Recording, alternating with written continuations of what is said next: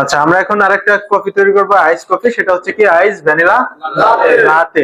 So এতক্ষণ তো অনেকগুলো তৈরি করেছে, আইস আমেরিকানো, আইস ক্যাপাচিনো, আইস মকা, আইস ক্যারামেল মাকিয়াতো, আইস ক্যারামেল মাকিয়াতো, আইস শুধু মাকিয়াতো না, আইস ক্যারামেল মাকিয়াতো।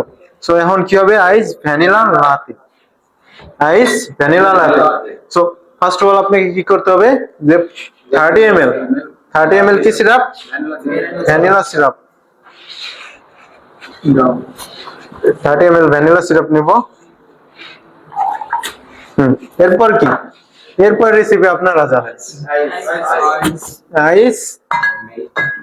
ফার্স্ট অফ অল কি আপনার আইস, এসপ্রেসো আনেন একদম।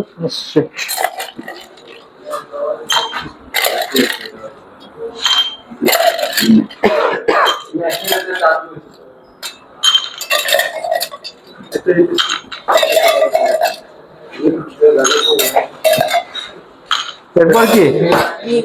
প্রথমে কি দিলাম আমি? ভ্যানিলা সিরাপ 15 ml, আইস। এখন কি? ও ভ্যানিলা সিরাপ, সরি বলেছি, 30 ml দেওয়া হয়েছে। আইস,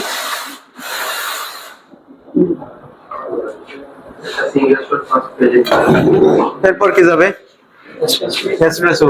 একজন এসপ্রেসোটা দেন। আমরা কি করলাম? মিল্ক দেওয়া হয়েছে। হ্যাঁ, এরপর কি আমি সৌন্দর্যের জন্য মিল্ক ফোম অ্যাড করব। কি করব?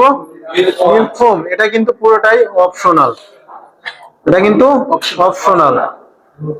কেউ যেন আবার ধরে নিয়েন না যে এটা দিতেই হবে, মাস্ট। হ্যাঁ, এটা সৌন্দর্যের জন্য দিতে হবে।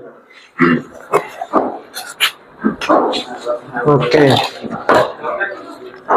এরপর কি? এসপ্রেসো। এরপর এসপ্রেসো হয়ে গেল। কি হয়েছে? কি এটা? আইস ভ্যানিলা লাটে।